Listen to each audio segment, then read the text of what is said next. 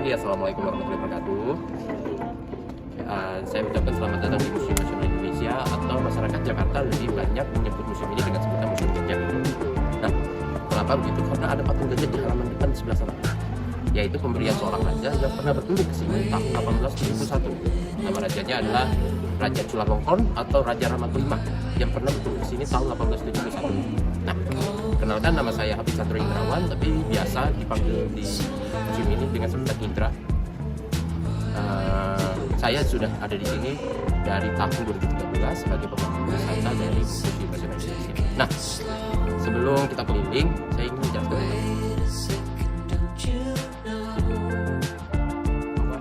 sejarahnya adalah kenapa disebutnya Museum Gajah, karena ada patung gajah.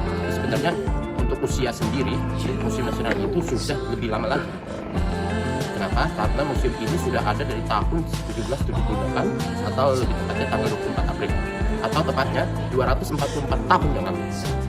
Nah, kemarin 24 April kita sudah berumur 244 tahun, dan waktu itu juga dimulainya, cikal bakalnya dimulai dari terbentuknya sebuah lembaga perkumpulan ilmuwan dari Belanda waktu itu, namanya adalah Batavia's Genootschap van Kunsten en Wetenschap, yang biasa kita singkat dengan sebutan lembaga BGKW, yang dipelopori oleh satu ilmuwan dari Belanda waktu itu, namanya JCM Rademacher, atau nama panjang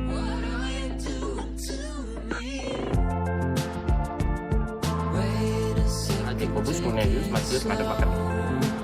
Ya, kenapa beliau jadi pelopor dari lembaga BGKW tersebut? Karena beliau berjasa memberikan rumahnya di Jalan Kali Besar nomor 11, yang waktu itu adalah rumah pribadi beliau, tapi beliau sumbangkan sebagai tempat untuk menyimpan koleksi-koleksi yang ada di sini. Nah, itu dimulainya dari Jalan Kali Besar, lalu dipindahkan ke Jalan Majapahit nomor 3 pada saat pemerintahan Inggris di Jawa.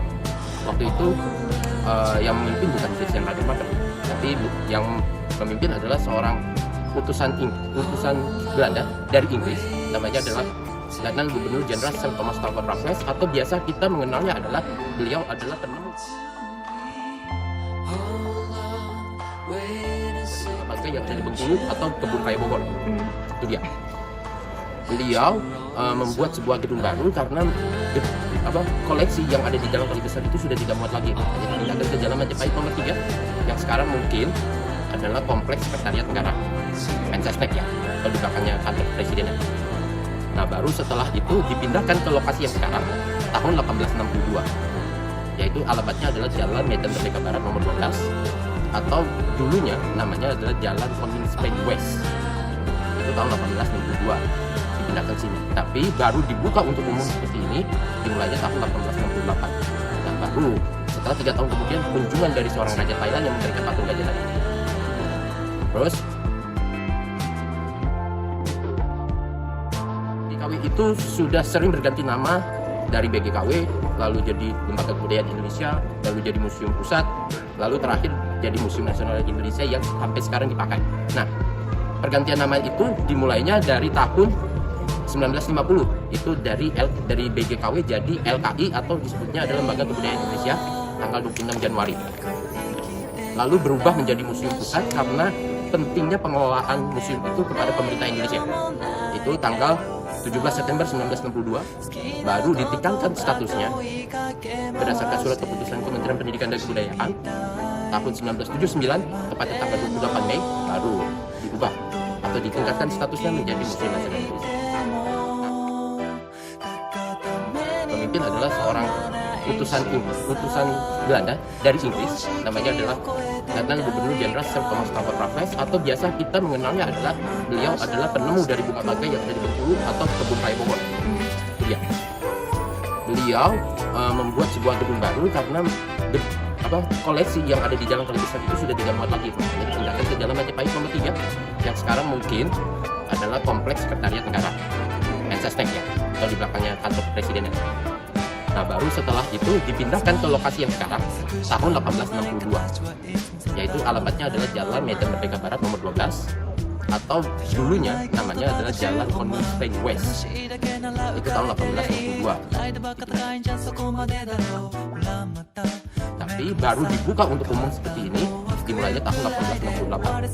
Nah, Baru setelah 3 tahun kemudian kunjungan dari seorang raja Thailand yang memberikan patung gajah tadi. Terus lembaga BGKW itu sudah sering berganti nama dari BGKW, lalu jadi Lembaga Kebudayaan Indonesia, lalu jadi Museum Pusat, lalu terakhir jadi Museum Nasional Indonesia yang sampai sekarang dipakai.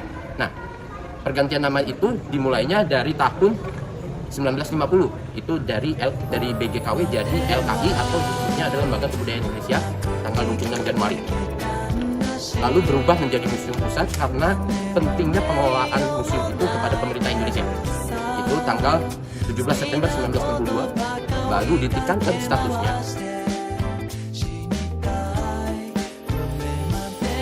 Berdasarkan surat keputusan Kementerian Pendidikan dan Kebudayaan tahun 1979 pada tanggal 28 Mei baru diubah atau ditingkatkan statusnya menjadi Museum Nasional.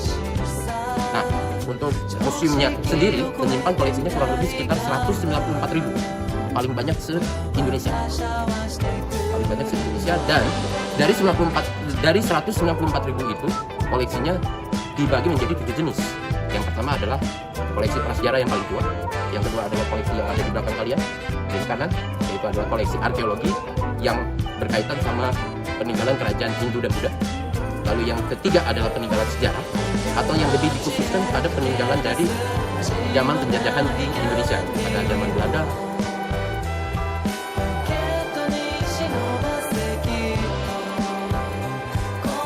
Bugis, lalu Inggris dan lain sebagainya. Ya, itu yang ketiga. Yang keempat adalah koleksi etnografi, adalah koleksi yang terbanyak yang ada di Museum Nasional. Yaitu berkaitan sama koleksi yang berkaitan sama suku bangsa di Indonesia. Yang kelima adalah koleksi numismatik dan heraldik. Yang dimaksudkan adalah koleksi peninggalan yang berupa koin-koin, mata uang, tanda jasa dan sebagainya. Gitu. Itu yang kelima ya. Yang keenam adalah koleksi keramik. Koleksi keramik yang ada di Museum Nasional itu dibagi menjadi 2 jenis.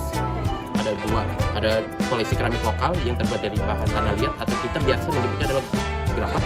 Ada juga koleksi keramik yang peninggalannya berasal dari negara lain, yaitu keramik yang biasa kita kenal di rumah dan sebagainya gitu.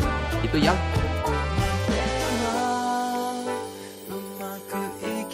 keenam. Yang ketujuh, yang terakhir adalah koleksi geografi yang berkaitan tentang gambaran tentang bumi, yang berkaitan sama alat-alat astronomi, perbintangan, peta dan sebagainya.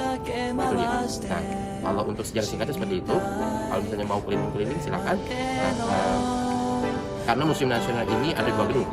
Gedung pertama yang ini tahun 1822, lalu ada gedung kedua yang sebelah sana nanti. Gitu.